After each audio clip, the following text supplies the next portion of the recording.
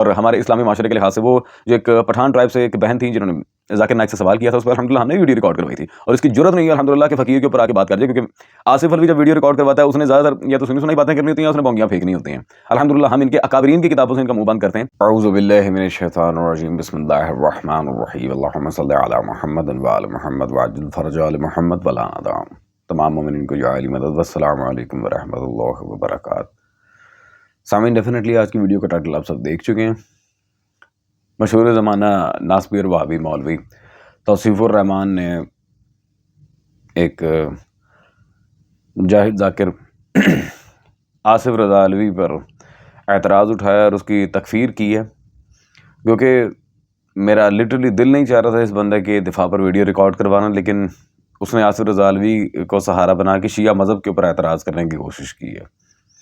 اور حال ہی میں ذاکر نالائق کا جو فتنہ پاکستان آیا تھا، اسی بدبخت کے خلاف آصف رضا علوی نے بھی ایک ویڈیو ریکارڈ کروائی تھی، جس پر توصیف الرحمان المعروف توصیف الشیطان سیخ پا ہو گیا، اور اس وہابی مولوی نے طرح طرح کی ذاتیات پر بھی باتیں کی اور many more things like that۔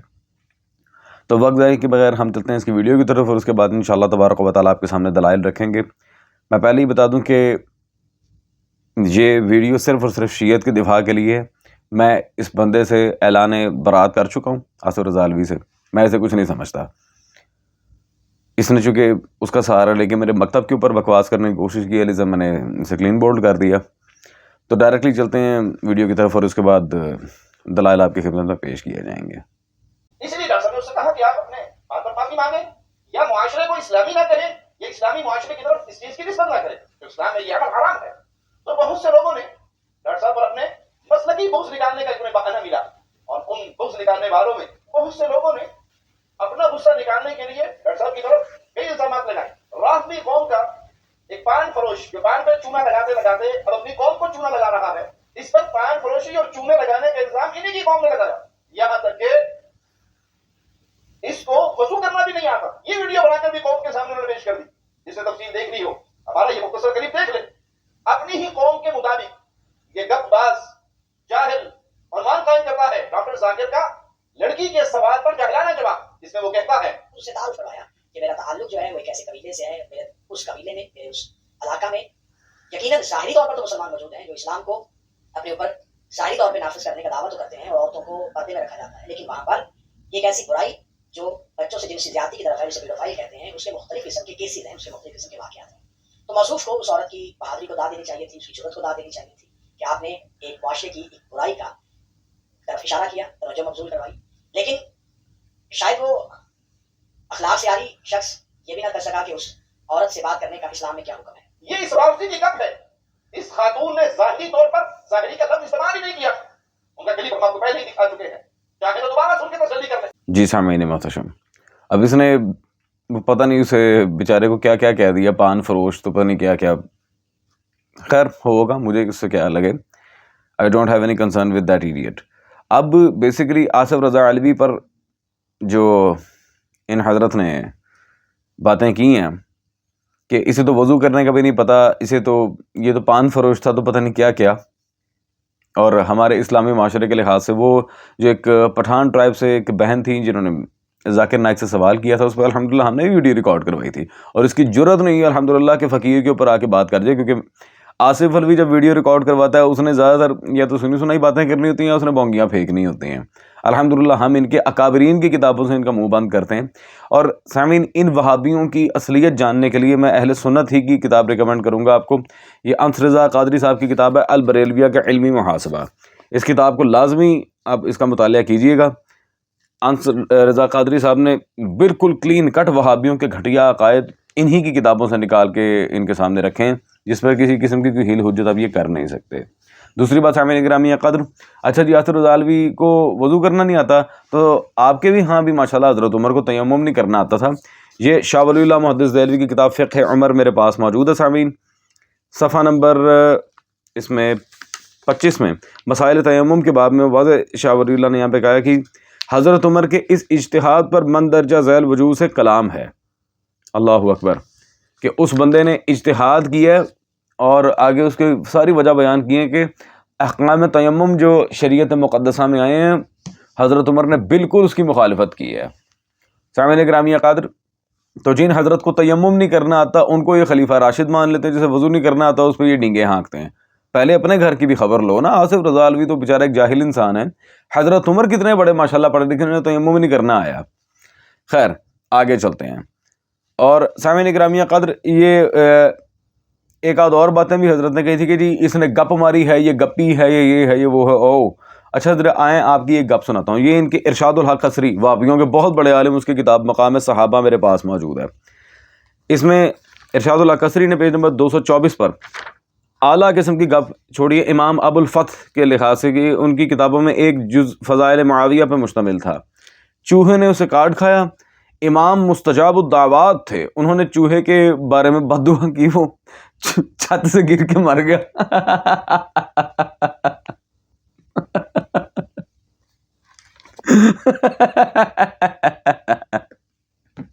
واہ واہ واہ واہ جی واہ، اور کوئی نہ ملے تو چوہا ہی مار دیتا جی، واہ۔ سامعین کرام یہ قدر، یہ ان لوگوں کی حیثیت ہے کہ جب بونگیا مارنے پہ آتے ہیں تو اپنے علماء کو نہیں دیکھتے کہ انہوں نے کیا کیا شڑلے پھینکی ہیں۔ ہاں جی، یہ چوہے قتل کرنے والے اور کیا آپ کے سامنے بات کرنی ہے۔ اور بات صرف یہاں تک نہیں ہے کہ بچوں کے ساتھ جنسی زیادتی یا پھر دیگر معاملات، یہ لوگ باقاعدہ اہل اسلام کے قتل کے بھی در پہ ہوئے ہیں۔ قتل کرنا، یہ غارت گری کرنا، مال و اسباب لوٹ لینا، یہ ان لوگوں کا پرانا شیوا ہے۔ مثال کے طور پہ میں نے ذاکر نالائق کو بھی حوالہ دیتے سے بھی دے رہا ہوں، اسماعیل غزنوی کی کتاب مطبوعہ ہندوستان تحفہ وہابیہ میرے پاس موجود ہے، پیج نمبر 59 پہ وہ واضح رکھتے ہیں جو لوگ ایسا کریں وہ مشرک ہیں، شرک اکبر کے مرتکب ہیں، اگرچہ ان کا عقیدہ یہ ہے کہ فالح کی رب العزت ہے۔ ان صالحین سے دعا کرنے کا مقصد محض یہ ہے کہ ان کی سفارش سے مراد آئے گی۔ گویا ایک واسطہ ہے، یہ ایک صرف واسطہ ہے، یعنی ان کا فعل ہر حال میں شرک ہے۔ ایسے لوگوں کا خون بہانا جائز اور ان کے اموال کا لوٹ لینا مباح ہے۔ ٹھیک ہے جی، یہ ان کے اسماعیل غزنوی صاحب نے تحفہ وہابیہ میں واضح طور پہ لکھا ہے، اہل اسلام کا خون بہانا بھی جائز ہے، ان پہ شرک کی جھوٹی قدغن لگا کے۔ ہاں جی، فتوے لانا لے ہو، دوسروں کے اوپر باتیں داغنے سے پہلے کبھی اپنے گھر کی خبر لے لیا کرو، تم نے کیا کیا گل کھلائے ہوئے ہیں۔ اور پھر سامعین گرامی قدر، بات یہاں تک ختم نہیں ہوتی۔ اب گھٹیا قسم کی جو عبارات ان کی کتابوں میں موجود ہیں، لٹرلی میں ایک ایک کر کے دکھاؤں تو اس پہ بڑی لمبی ویڈیو درکار ہے، لیکن میں نے چاہا کہ مختصر وقت میں زیادہ دلائل کے ساتھ بات ختم کی جائے۔ اللہ اکبر۔ بالخصوص حضرت عمر کی جو کارستانی انہوں نے لکھی ہے، یہ ان کے استاذ الاساتذہ حافظ محمد عبداللہ محدث غازی پوری کا مجموعہ فتاویٰ میرے پاس موجود ہے، وہابیوں کے، مطبوعہ دار ابی طیب۔ اس میں پیج نمبر 439 کتاب النکاح میں واضح لکھتے ہیں، امام مالک نے فرمایا جب 4 سال مکمل ہو جائے تو قاضی اس کے اور اس کی بیوی کے درمیان جدائی کرا دے، وہ عورت عدت وفات گزارے، پھر جس سے چاہے نکاح کر لے، کیونکہ عمر نے اس شخص کے متعلق یہی فیصلہ کیا تھا جسے مدینہ سے جنات اٹھا کے لے گئے تھے۔ چلو جی، واہ واہ واہ واہ واہ، ادھر جن اسے چوک کے لے گئے، پیچھے حضرت عمر اس کی بڈی چوک کے لے